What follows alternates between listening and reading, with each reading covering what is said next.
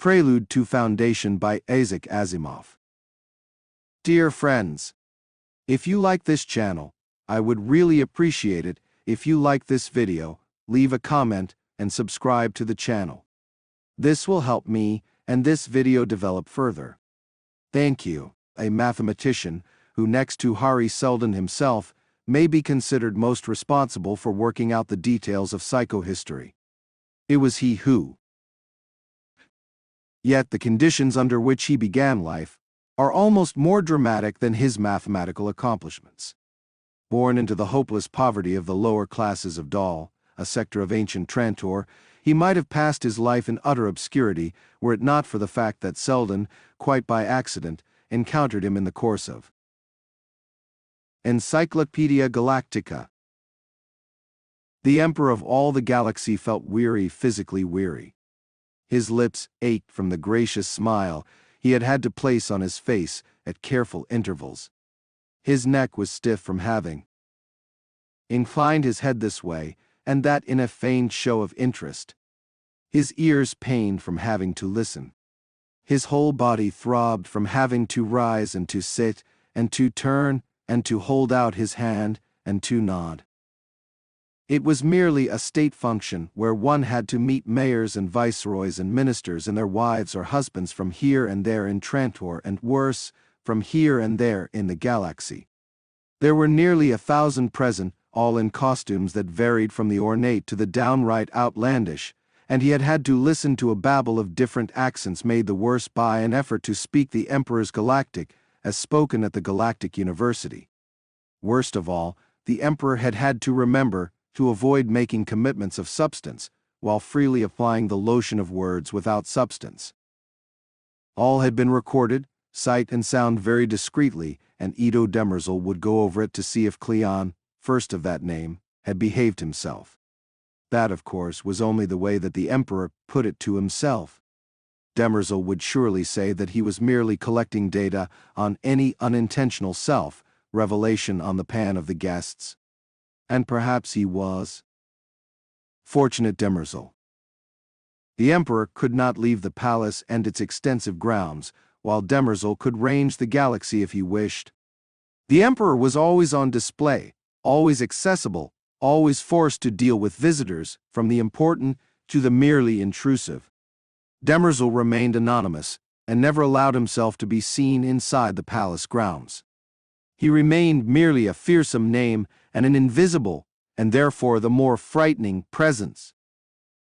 The Emperor was the inside man with all the trappings and emoluments of power. Demerzel was the outside man, with nothing evident, not even a formal title, but with his fingers and mind probing everywhere and asking for no reward for his tireless labors, but one the reality of power. It amused the Emperor in a macabre sort of way to consider that, at any moment, without warning, with a manufactured excuse, or with none at all, he could have Demerzel arrested, imprisoned, exiled, tortured, or executed. After all, in these annoying centuries of constant unrest, the Emperor might have difficulty in exerting his will over the various planets of the Empire, even over the various sectors of Trantor with their rabble of local executives and legislatures that he was forced to deal with in a maze of interlocking decrees, protocols, commitments, treaties, and general interstellar legalities, but at least his powers remain absolute over the palace and its grounds. And yet Cleon knew that his dreams of power were useless. Demerzel had served his father, and Cleon could not remember a time when he did not turn to Demerzel for everything. It was Demerzel who knew it all, devised it all, did it all. More than that, it was on Demerzel that anything that went wrong could be blamed. The Emperor himself remained above criticism and had nothing to fear except, of course, palace coups and assassination by his nearest and dearest. It was to prevent this, above all, that he depended upon Demerzel. Emperor Cleon felt a tiny shudder at the thought of trying to do without Demerzel. There had been emperors who had ruled personally, who had had a series of chiefs of staff of no talent, who had had incompetents serving in the post, and had kept them, and somehow they had gotten along for a time, and after a fashion. but Cleon could not. He needed Demerzel. In fact, now that the thought of assassination had come to him, and, in view of the modern history of the Empire, it was inevitable that it had come to him, he could see that getting rid of Demerzel was quite impossible. It couldn't be done. No matter how cleverly he, Cleon, would attempt to arrange it, Demerzel, he was sure, would anticipate the move somehow, would know it was on its way, and would arrange, with far superior cleverness, a palace coup. Cleon would be dead before Demerzel could possibly be taken away in chains, and there would simply be another emperor that Demerzel would serve and dominate. Or would Demerzel tire of the game and make himself emperor? Never. The habit of anonymity was too strong in him. If Demerzel exposed himself to the world, then his powers, his wisdom, his luck, whatever it was, would surely desert him. Cleon was convinced of that. He felt it to be beyond dispute. So while he behaved himself, Cleon was safe.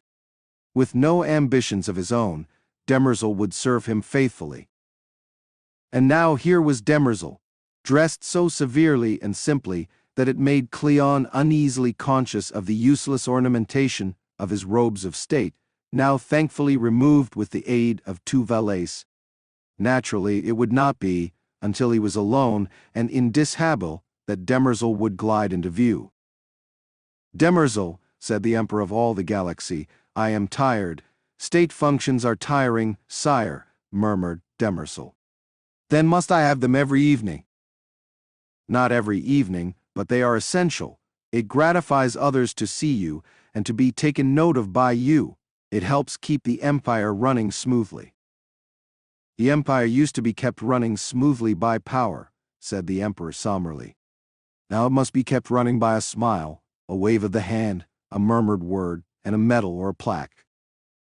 If all that keeps the peace, sire, there is much to be said for it, and your reign proceeds well. You know why? Because I have you at my side. My only real gift is that I am aware of your importance. He looked at Demerzel slyly.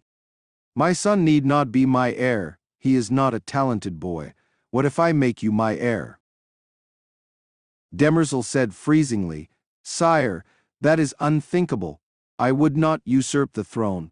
I would not steal it from your rightful heir. Besides, if I have displeased you, punish me justly.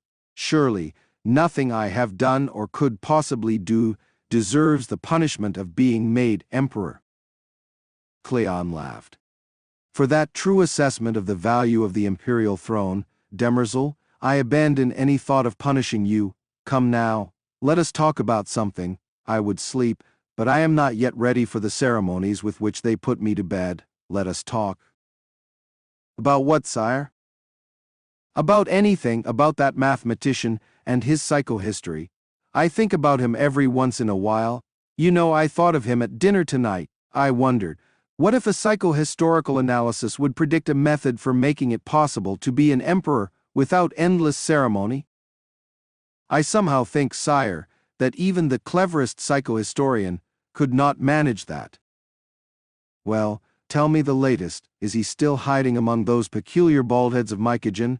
You promised you would winkle him out of there. So I did, sire, and I moved in that direction, but I regret that I must say that I failed. Failed? The Emperor allowed himself to frown. I don't like that. Nor I, sire. I plan to have the mathematician be encouraged to commit some blasphemous act. Such acts are easy to commit in Mycogen, especially for an outsider, one that would call for severe punishment. The mathematician would then be forced to appeal to the Emperor, and, as a result, we would get him. I planned it at the cost of insignificant concessions on our part, important to Mycogen, totally unimportant to us. Then I meant to play no direct role in the arrangement. It was to be handled subtly. I dare say, said Cleon, but it failed. Did the mayor of Mycogen? He is called the High Elder, sire. Do not quibble over titles. Did this High Elder refuse? On the contrary, sire, he agreed, and the mathematician Selden fell into the trap neatly. Well then, He was allowed to leave unharmed. "Why?" said Cleon indignantly. "Of this I am not certain, sire, but I suspect we were outbid." "By whom?" "By the mayor of Y." "Possibly, sire, but I doubt that. I have Y under constant surveillance. If they had gained the mathematician, I would know it by now." The emperor was not merely frowning. He was clearly enraged. "Demerzel, this is bad. I am greatly displeased. A failure like this makes me wonder if you are perhaps not the man you once were. What measures shall we take against Mycogen for this clear defiance of the emperor's wishes?" Demerzel bowed low in recognition of the storm unleashed, but he said in steely tones, "It would be a mistake to move against Mycogen now, sire. The disruption that would follow would play into the hands of Y." "But we must do something." "Perhaps not, sire. It is not as bad as it may seem." "How can it be not as bad as it seems?" "You'll remember, sire, that this mathematician was convinced that psychohistory was impractical." "Of course I remember that, but that doesn't matter, does it, for our purposes?"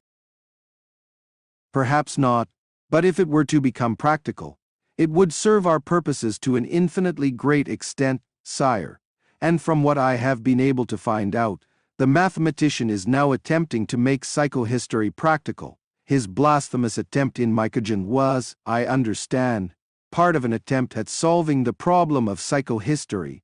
In that case, it may pay us, sire, to leave him to himself. It will serve us better to pick him up when he is closer to his goal, or has reached it."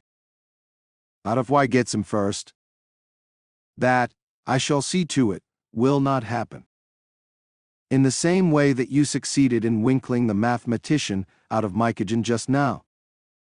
"I will not make a mistake the next time, sire," said Demerzel coldly. The emperor said, "Demerzel, you had better not. I will not tolerate another mistake in this respect." And then he added pettishly, "I think I shall not sleep tonight after all." Gerard Tisalver of the doll sector was short. The top of his head came up only to Hari Seldon's nose. He did not seem to take that to heart, however.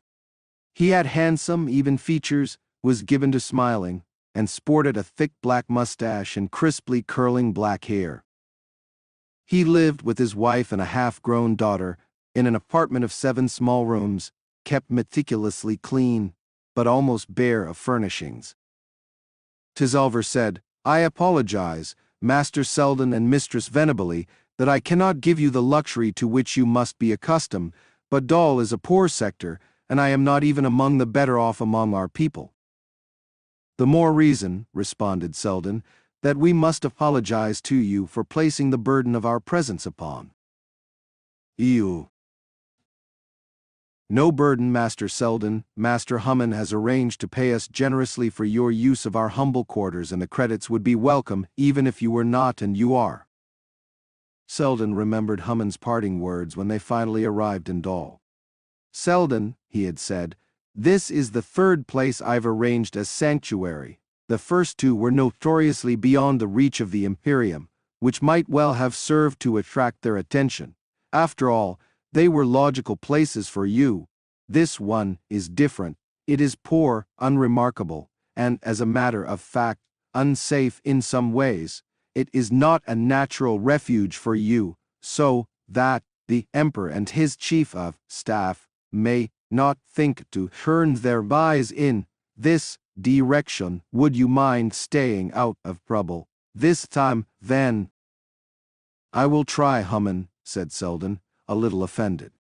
"Please be aware that the trouble is not of my seeking. I am trying to learn what may well take me 30 lifetimes, to learn if I am to have the slightest chance of organizing psychohistory." "I understand," said Hummin. "Your efforts at learning brought you to Upperside in Streeling, and to the Elders' Eyrie in Mycogen, and to who can guess where in Dol. As for you, Dr. Venabili, I know you've been trying to take care of Seldon, but you must try harder. Get it fixed in your head that he is the most important person on Trantor or in the galaxy, for that matter, and that he must be kept secure at any cost." I will continue to do my best, said Doors stiffly. And as for your host family, they have their peculiarities, but they are essentially good people with whom I have dealt before. Try not to get them in trouble either. But Tisalver, at least, did not seem to anticipate trouble of any kind from his new tenants, and his expressed pleasure at the company he now had, quite apart from the rent credits he would be getting, seemed quite sincere. He had never been outside Dal, and his appetite for tales of distant places was enormous. His wife, too, bowing and smiling, would listen, and their daughter, with a finger in her mouth, would allow one eye to peep from behind the door.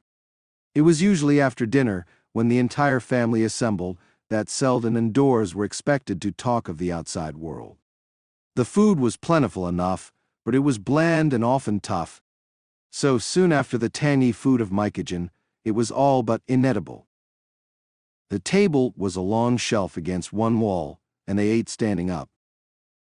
Gentle questioning by Selden elicited the fact that this was the usual situation among Dalites as a whole, and was not due to unusual poverty.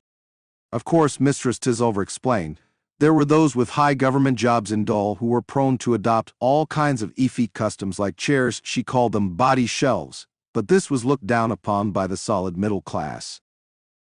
Much as they disapproved of unnecessary luxury, though, the Tisalvers loved hearing about it, listening with a virtual storm of tongue clicking when told of mattresses lifted on legs, of ornate chests and wardrobes, and of a superfluity of tableware. They listened also to a description of Mycogenian customs, while Jurad Tisalver stroked his own hair complacently, and made it quite obvious that he would as soon think of emasculation as of depilation. Mistress Tisalver was furious at any mention of female subservience, and flatly refused to believe that the sisters accepted it tranquilly. They seized most, however, on Selden's casual reference to the imperial grounds. When, upon questioning, it turned out that Selden had actually seen and spoken to the emperor, a blanket of awe enveloped the family. It took a while before they dared ask questions, and Selden found that he could not satisfy them. He had not, after all, seen much of the grounds and even less of the palace interior. That disappointed the Tisalvers, and they were unremitting in their attempts to elicit more. And having heard of Selden's imperial adventure, they found it hard to believe Dors's assertion that, for her part, she had never been anywhere in the imperial grounds. Most of all, they rejected Selden's casual comment that the emperor had talked and behaved very much as any ordinary human being would. That seemed utterly impossible to the Tisalvers. After 3 evenings of this, Selden found himself tiring. He had at first welcomed the chance to do nothing for a while, during the day at least, but view some of the history book, films that Dors recommended. The Tisalvers turned over their book viewer to their guests during the day with good grace, though the little girl seemed unhappy and was sent over to a neighbor's apartment to use theirs for her homework. It doesn't help, Selden said restlessly in the security of his room after he had piped in some music to discourage eavesdropping. I can see your fascination with history, but it's all endless detail. It's a mountainous heap, a galactic heap of data in which I can't see the basic organization. I dare say, said Dors, that there must have been a time when human beings saw no organization in the stars in the sky, but eventually they discovered the galactic structure. And I'm sure that took generations, not weeks. There must have been a time when physics seemed a mass of unrelated observations before the central natural laws were discovered, and that took generations. And what of the Tisalvers? One of them, I think they're being very nice. They're curious. Of course they are, wouldn't you be if you were in their place? But is it just curiosity? They seem to be ferociously interested in my meeting with the emperor. Dors seemed impatient. Again, it's only natural. Wouldn't you be if the situation was reversed? It makes me nervous. Hummin brought us here. Yes, but he's not perfect. He brought me to the university and I was maneuvered upper side. He brought us to Sunmaster 14, who entrapped us. You know he did, twice bitten, at least once shy. I'm tired of being questioned. Then turn the tables, Harry. Aren't you interested in Dal? Of course. What do you know about it to begin with? Nothing. It's just one of more than 800 sectors and I've only been on Trantor a little over 2 years. Exactly, and there are 25 million other worlds, and I've been on this problem only a little over 2 months. I tell you, I want to go back to Helicon and take up a study of the mathematics of turbulence, which was my PhD problem, and forget I ever saw or thought I saw that turbulence gave an insight into human society. But that evening he said to Tizalva, "But you know, Master Tizalva, you've never told me what you do, the nature of your work." Me. Tizalva placed his fingers on his chest, which was covered by the simple white t-shirt with nothing underneath, which seemed to be the standard male uniform in Dol. "Nothing much. I work at the local holovision station in programming. It's very dull, but it's a living." "And it's respectable," said Mistress Tizalver. "It means he doesn't have to work in the heatsinks." "The heatsinks," said Doors, lifting her light eyebrows and managing to look fascinated. "Oh well," said Tizalver, "that's what Dal is best known for. It isn't much, but 40 billion people on Trantor need energy and we supply a lot of it. We don't get appreciated, but I'd like to see some of the fancy sectors do without it." Selden looked confused. "Doesn't Trantor get its energy from solar power stations in orbit?" "Some," said Tizalver, "and some from nuclear fusion stations out on the islands, and some from microfusion motors, and some from wind stations upper side, but half," he raised a finger in emphasis and his face looked unusually grave, "half comes from the heatsinks. There are heatsinks in lots of places, but none as rich as those in Dal. Are you serious, that you don't know about the heatsinks? You sit there and stare at me." Doors said quickly, "We are outworlders, you know."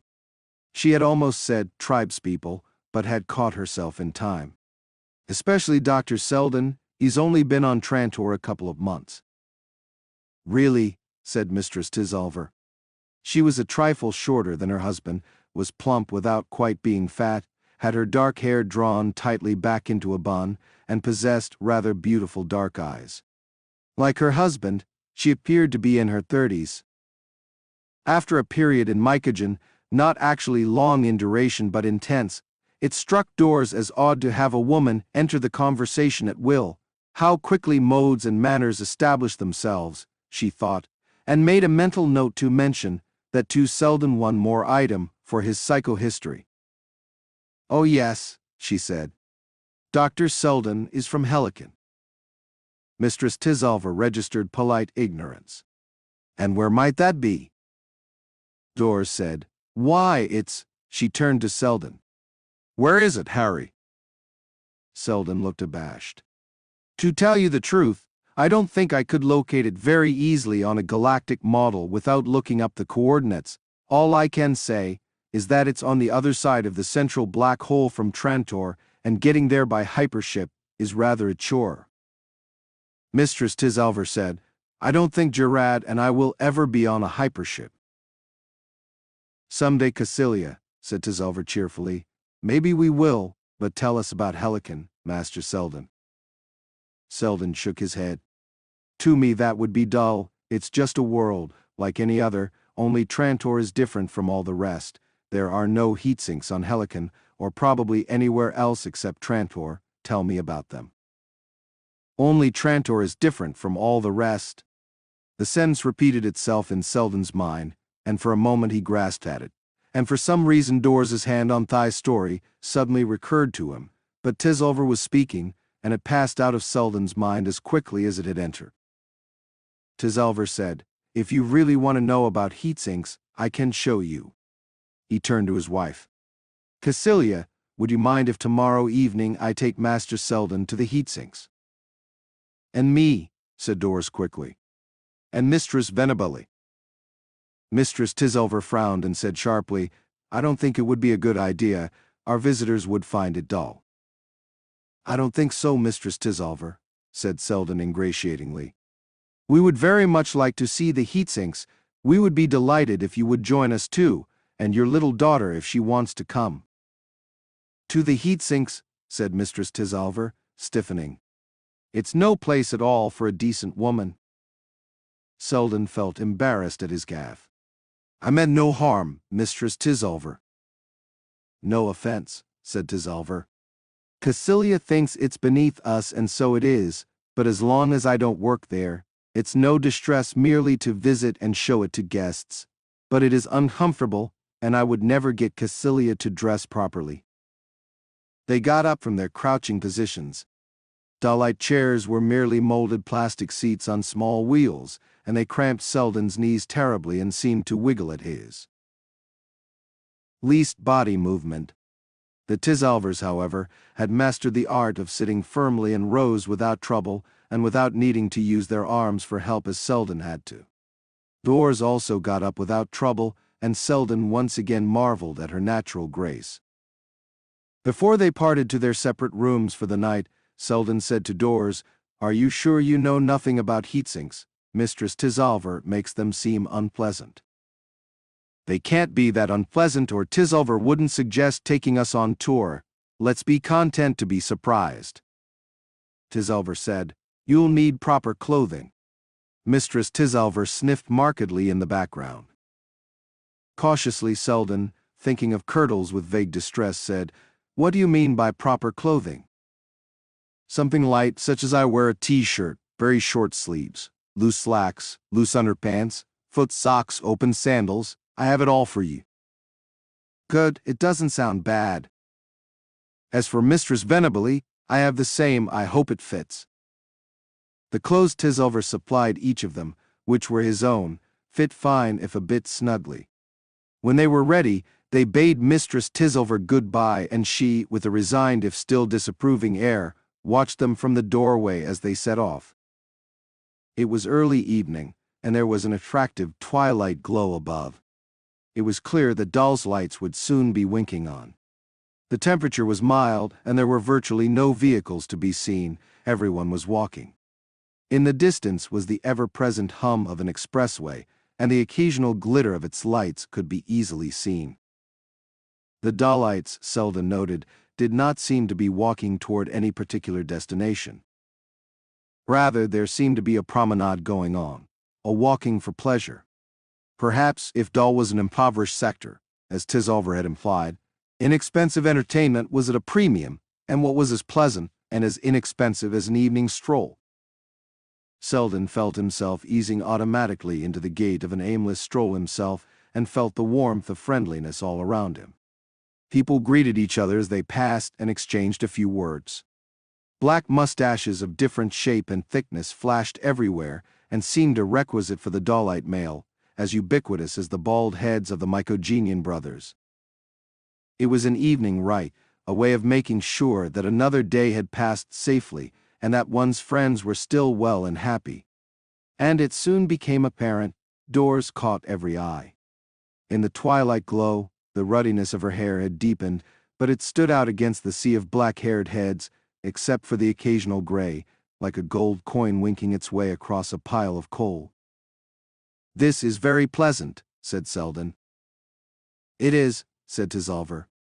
"Ordinarily, I'd be walking with my wife and she'd be in her element. There is no one for a kilometer around whom she doesn't know by name, occupation, and interrelationships. I can't do that. Right now, half the people who greet me, I couldn't tell you their names.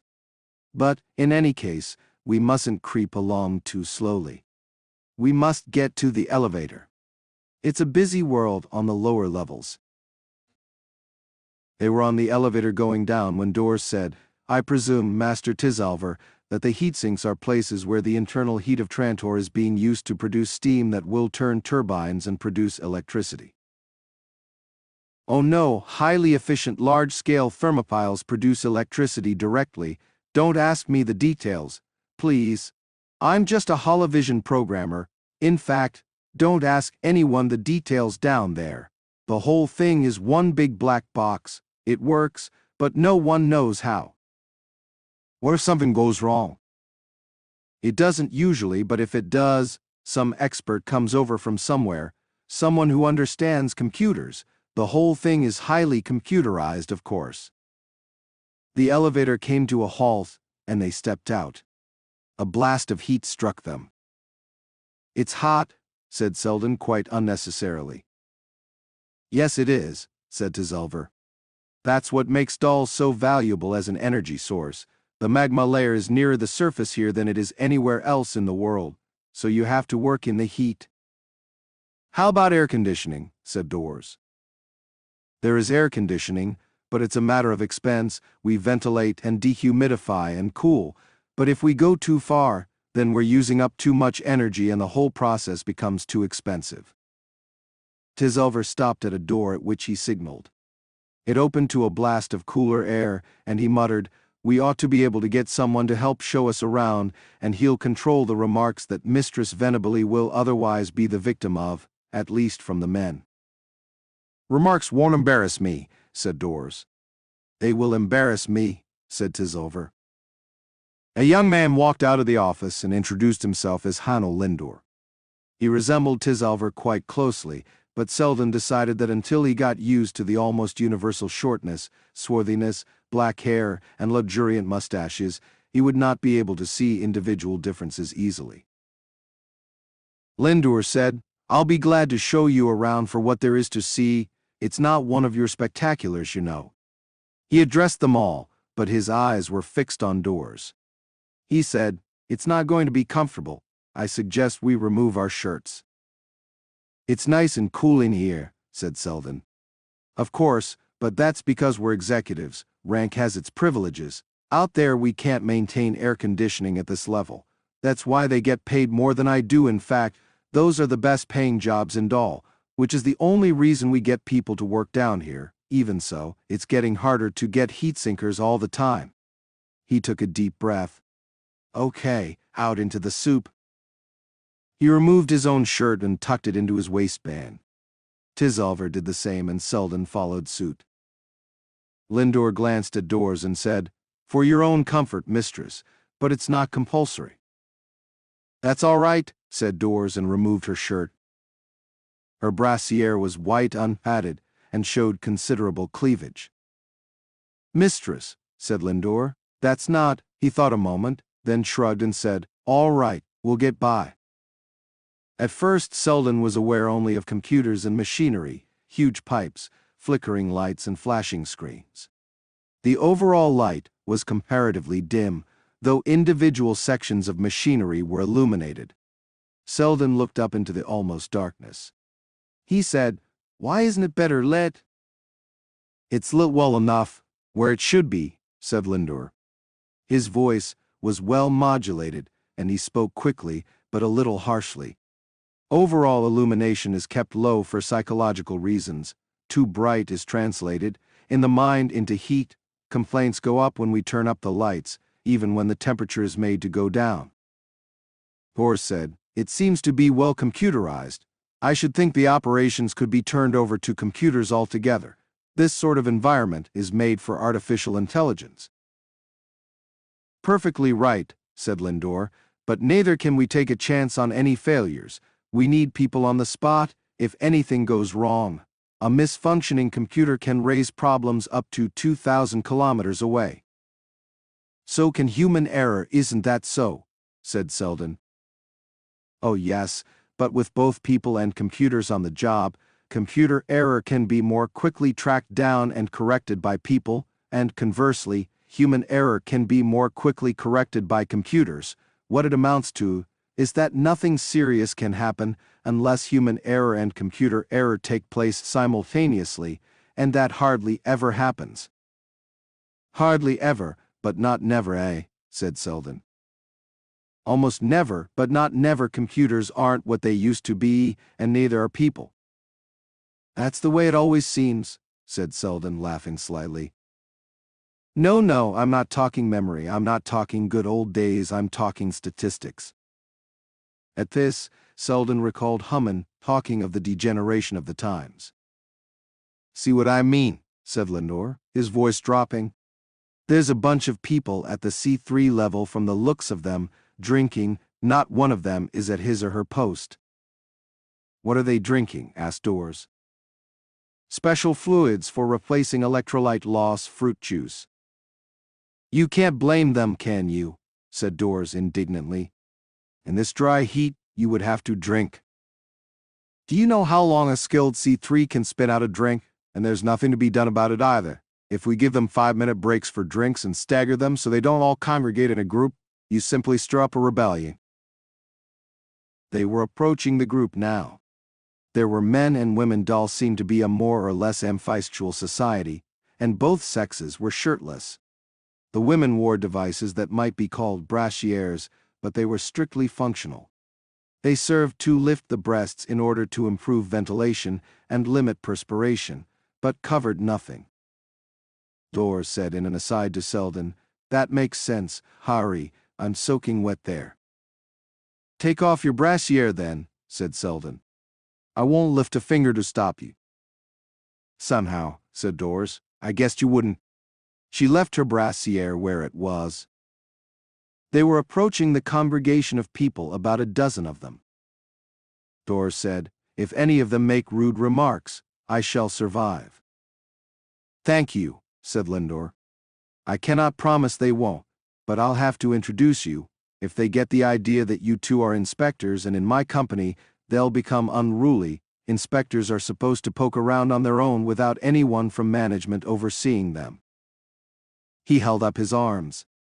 "Heatsinkers, I have 2 introductions to make.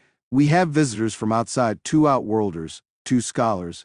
They've got worlds running short on energy, and they've come here to see how we do it here in Dol. They think they may learn something."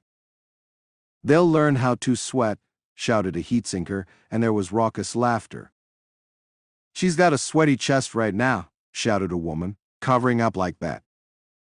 Thor shouted back, "I take it off, Burr, mine can't compete with yours." The laughter turned good-natured. But one young man stepped forward, staring at Selden with intense deep-set eyes, his face set into a humorless mask. He said, "I know you, you're the mathematician." He ran forward, inspecting Selden's face with eager solemnity. Automatically, Dors stepped in front of Selden, and Lindor stepped in front of her, shouting, "Back, heatsinker, mind your manners." Selden said, "Wait, let him talk to me. Why is everyone piling in front of me?" Lindor said in a low voice, "If any of them get close, you'll find they don't smell like hothouse flowers." "I'll endure it," said Selden brusquely. "Young man, what is it you want?"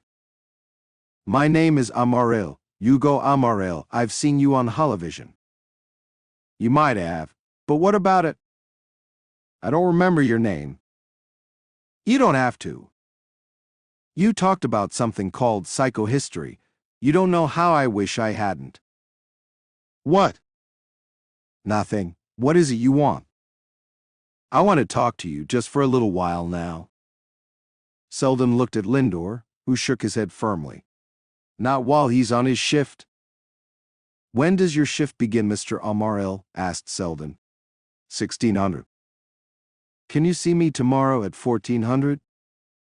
"Sure, where?" Selden turned to Tisolver. "Would you permit me to see him in your place?"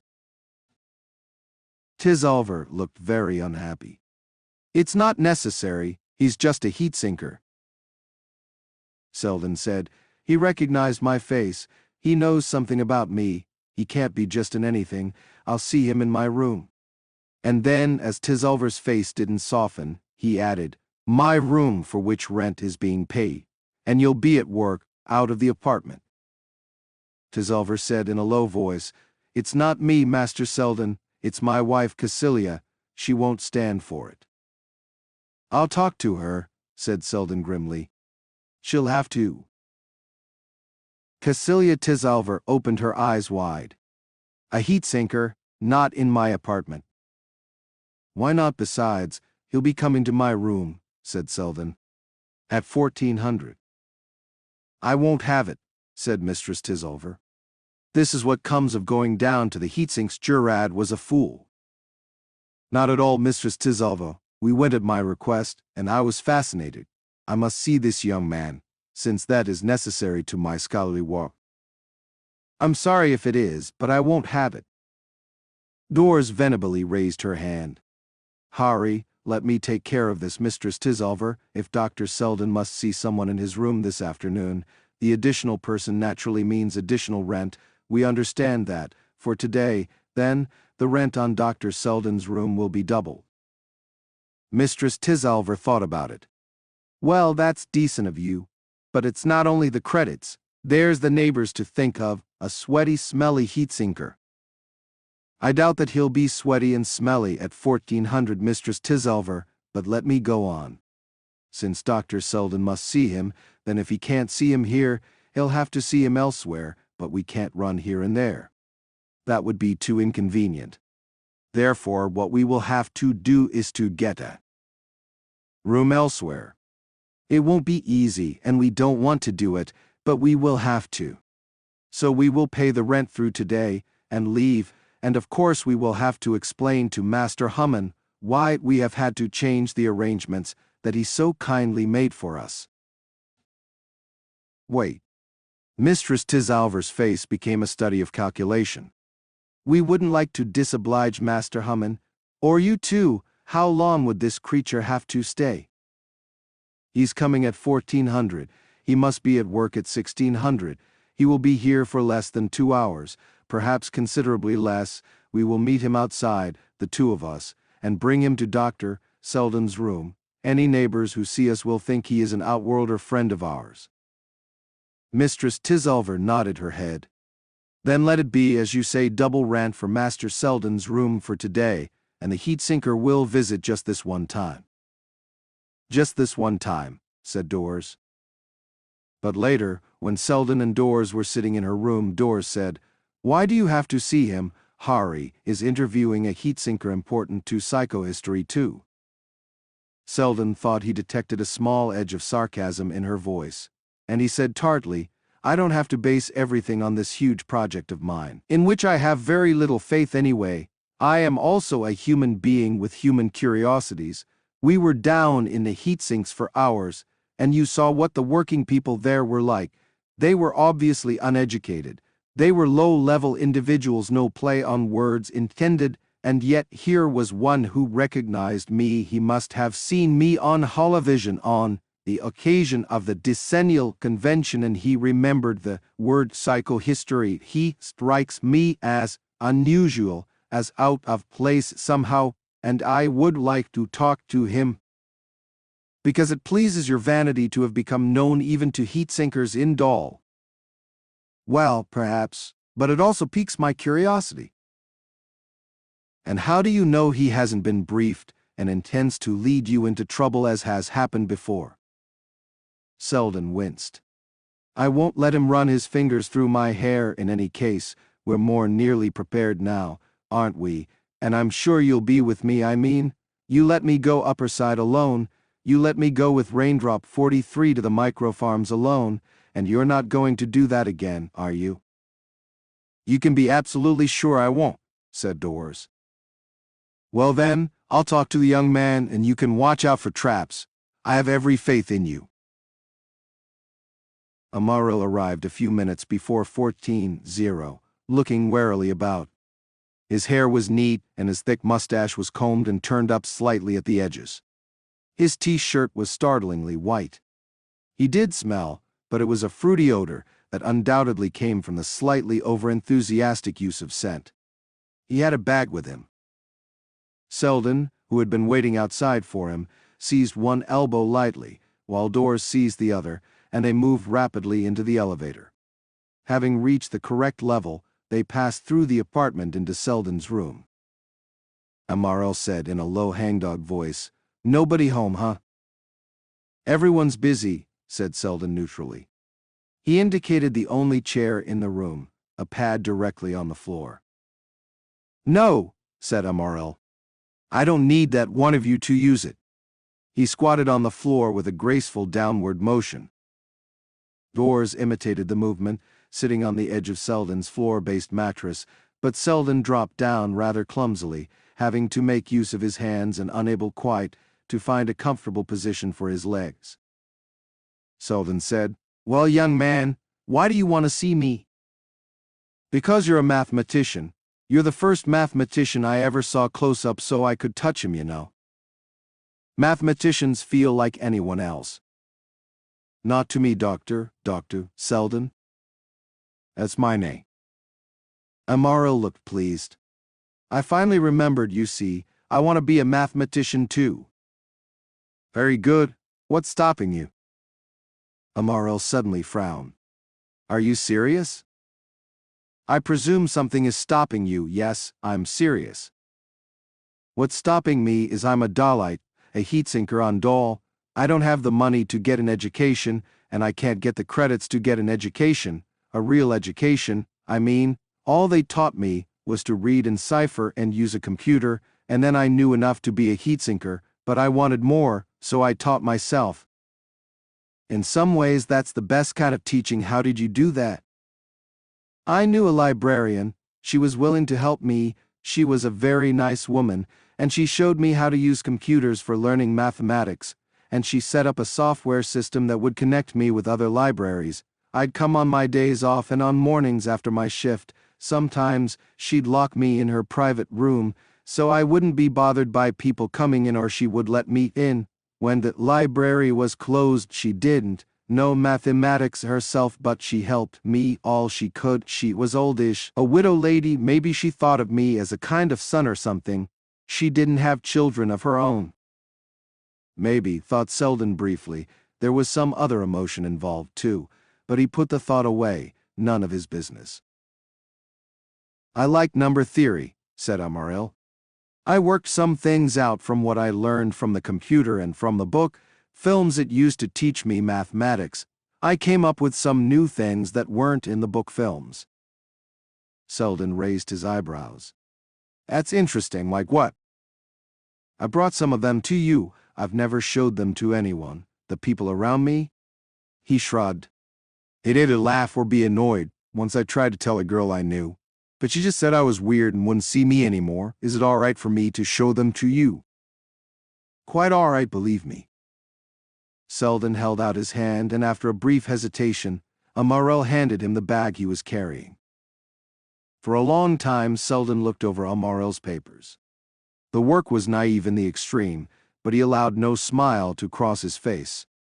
He followed the demonstrations, not one of which was new, of course, or even nearly new or of any importance. But that didn't matter. Selden looked up. Did you do all of this yourself?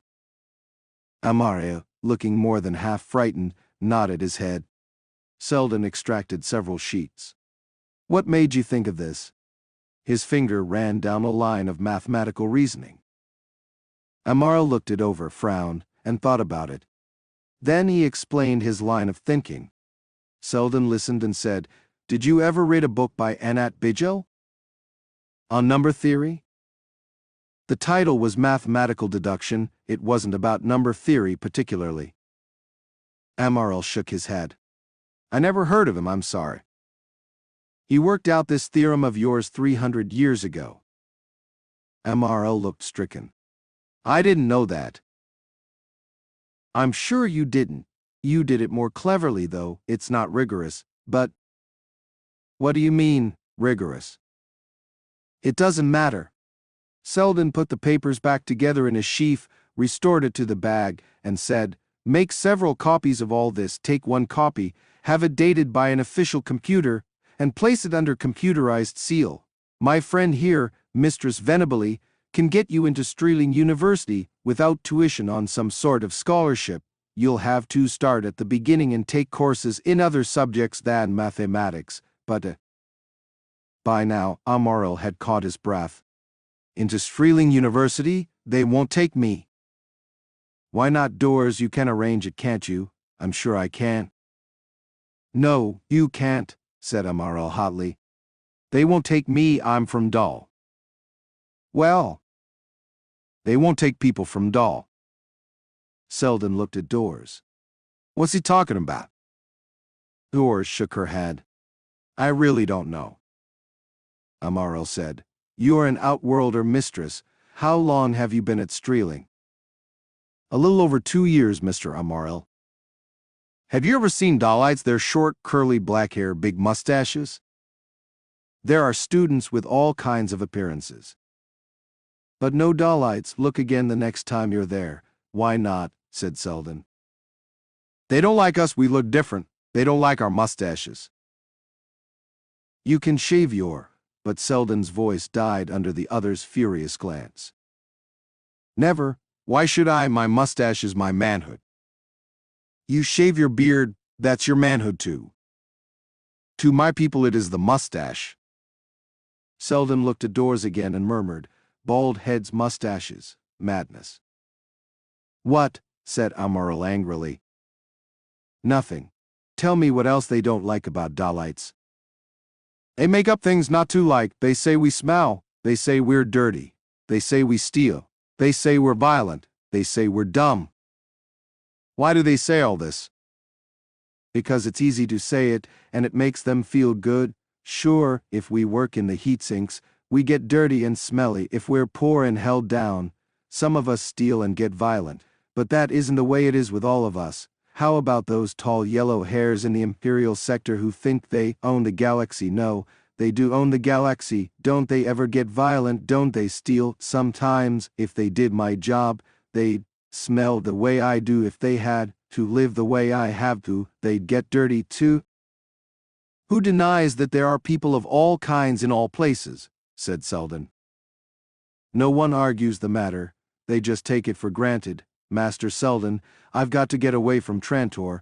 I have no chance on Trantor, no way of earning credits, no way of getting an education, no way of becoming a mathematician, no way of becoming anything but what they say I am, a worthless nothing. This last was said in frustration and desperation. Selden tried to be reasonable. The person I'm renting this room from is a Dalite. He has a clean job, he's educated. Oh sure, said Amaral passionately.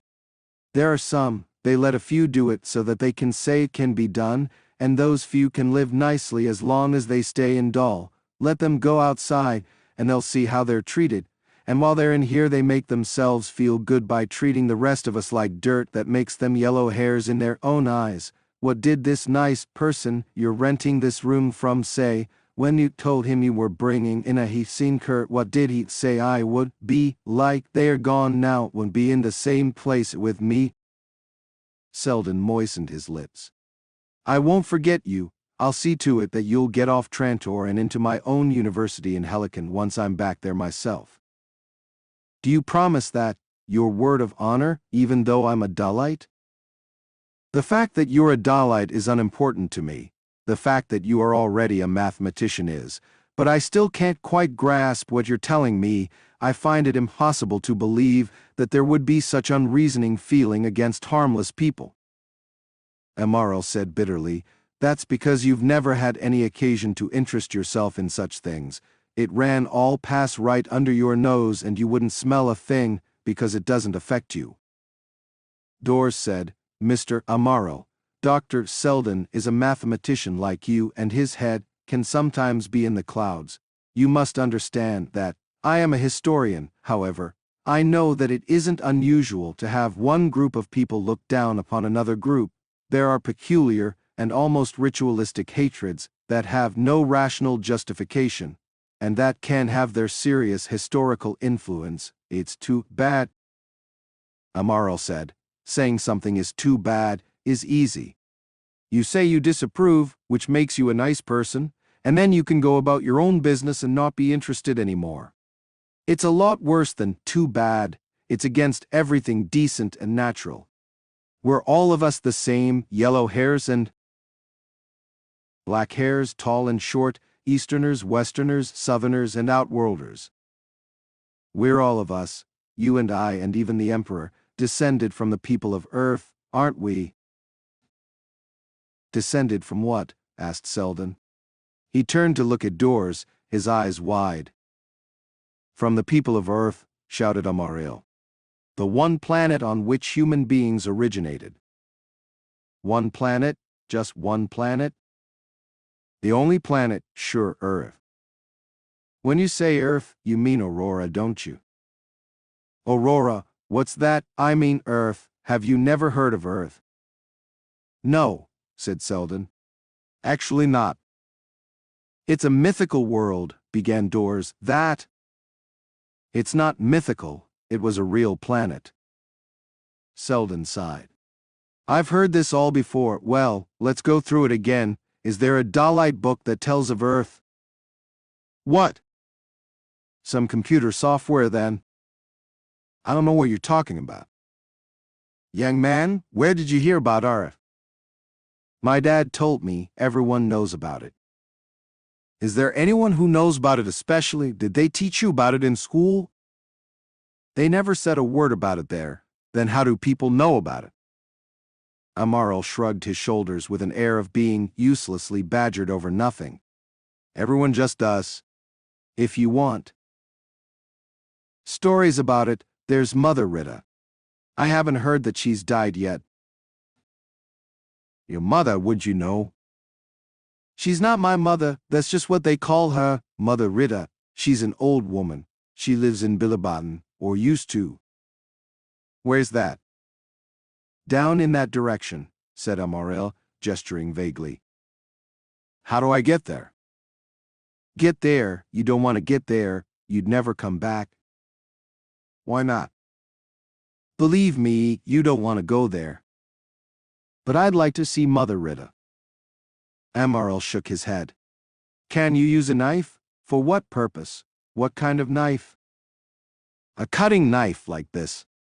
Amaral reached down to the belt that held his pants tight about his waist. A section of it came away, and from one end there flashed out a knife blade, thin, gleaming, and deadly. Dors's hand immediately came down hard upon his right wrist. Amaral laughed. I wasn't planning to use it, I was just showing it to you. He put the knife back in his belt. You need one in self-defense, and if you don't have one, or if you have one but don't know how to use it, you'll never get out of Bilibatan alive. Anyway, he suddenly grew very grave and intent. Are you really serious, Master Selden, about helping me get to Helicon? Entirely serious, that's a promise. Write down your name, and where you can be reached by hypercomputer. You have a code, I suppose. My shift in the heatsinks has one. Will that do? Yes. Well then, said Amaral, looking up earnestly at Selden, this means I have my whole future riding on you, Master Selden, so please don't go to Bilibatan. I can't afford to lose you now. He turned beseeching eyes on Dors and said softly, Mistress Venabili, if he'll listen to you, don't let him go, please. Thank you for listening. Don't forget to subscribe so you don't miss new releases.